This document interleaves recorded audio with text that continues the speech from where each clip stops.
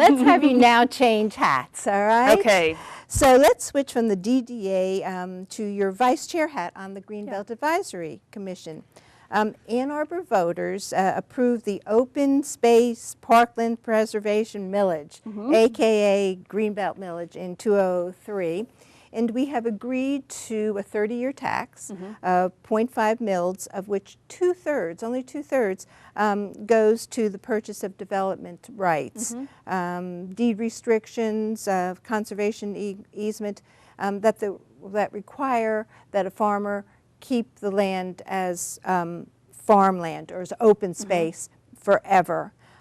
Interesting that 1/3 of this money goes to, 2/3 are for the Greenbelt and 1/3 are for PAC. So currently there's more than 17 million in the fund balance. But of that 17 million, 12.6 million is owed on the bond. And I think, speaking for myself and for others, I was surprised to learn when this went into effect that a bond was taken out for $20 million instead of waiting for the money to accrue.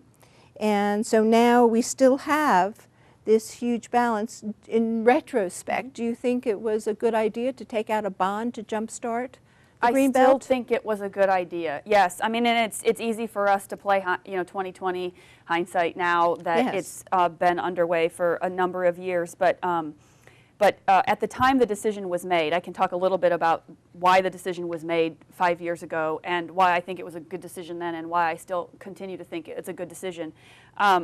The millage expected to bring in $84 million over 30 years. And the millage revenue is roughly about $2 million a year. Yes. And in August of 2005, so that was almost 5 years ago, we bonded for $20 million, which we also share with the Parks Advisory Commission. So it was not a controversial decision at the time. Nobody, it was not controversial on the commission when we decided to bond. We heard from no members of the public who came to tell us that this was not a good idea. So I just wanted to... I don't know if the public knew. I mean, there was a lot of discussion. There was discussion at several of our board meetings about the bond. I do remember Tom Crawford, the city's financial CFO, coming several times to talk to us about what the different bond scenarios, how long of a how much of a bond he was recommending, because there were we could have done a for 20 million, we could have bonded for 30 million, we could have bonded for 10.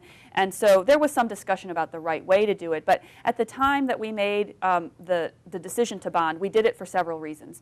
If you recall, in 2003, when the millage was passed, and then again in like 2004, there was a real urgency to getting this program underway. It was a much different economic world out there back then. We saw lots of subdivisions being built out in the Greenbelt.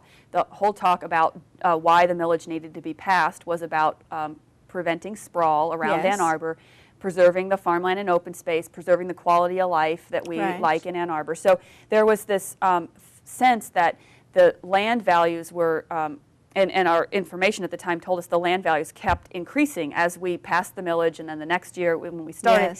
And the commission felt that with the land prices rising, it would be to better advantage the program and the city to buy sooner rather than later. If we had to wait for $2 million to accrue every year, we would be doing maybe not even one property preservation a year. And so for one thing, we felt like we wanted to front load the program for that reason. Like, let's do as much as we can to preserve this, because we had no idea that the land values would come down. We thought they would continue to rise. Right.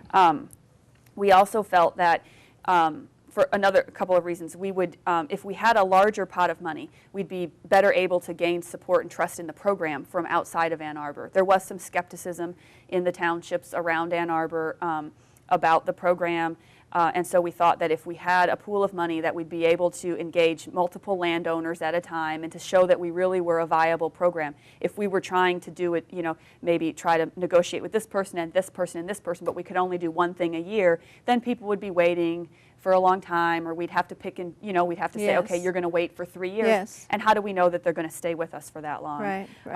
We also felt like it would help us to much better leverage matching funds. And that has proved to be very true, that if we had a large pot of money to spend, that we could match that with other dollars that were out there.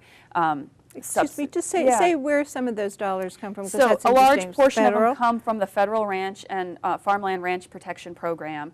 We've gotten about $5 million committed from that program since 2005. Other matching funds have come from the county, from the state preservation program, and I don't think we've recently gotten any money from the state, but some years back they had some money available.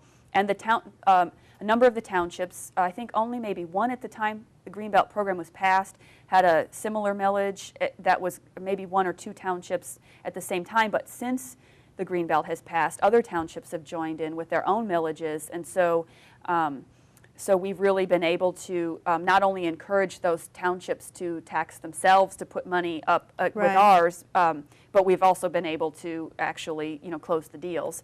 And then one last reason that we've decided to front load the program was that we felt like it would decrease the administrative cost over time, because we contract with the Conservation Fund to oversee the program for the city, and we felt like if we were doing a bunch of deals up front, and that their administrative costs, because they'd be here all the time, that we could really decrease over the life of the millage, the cost of doing all of this, because so much would happen in the beginning. So, has that proven to be true? I think it has proven to be true, and I did a little looking. I mean, of course, the numbers are always, if you look at the, on the Greenbelt's website, you can download our yearly activity report.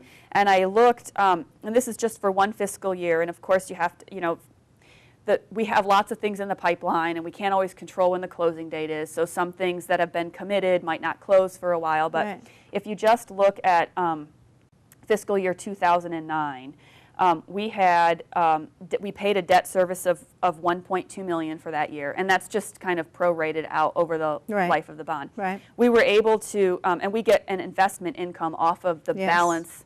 So the bond, we get an income off of that for what we haven't spent. So if you take the investment income that we got in fiscal year 2009, plus all the grants we were able to actually cash out that year, it was $1.5 million. So if you're just comparing debt to income, we benefited. And I think that we probably benefited more because in fiscal year 2009 we had many more commitments of federal dollars than we actually showed up on the ledger. So it could be different next year. We might be seeing even a better benefit. No year had we seen less benefit than debt.